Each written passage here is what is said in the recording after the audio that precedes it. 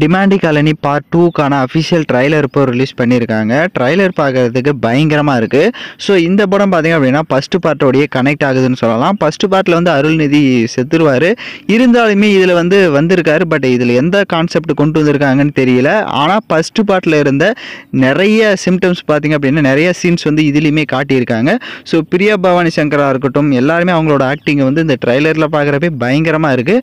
So ட்ரைலரும் பார்த்திங்க அப்படின்னா ஃபஸ்ட்டை விட ஃபஸ்ட்டில் எப்படி ஒரு வீட்டுக்குள்ளேயே வந்து ஒரு படம் முடியுமோ, ஸோ அதே கான்செப்டில் தான் இதுவும் வந்து இது வந்து இன்னும் கொஞ்சம் பார்த்திங்க அப்படின்னா ப்ரீஃபாக வந்து எடுத்திருக்காங்க.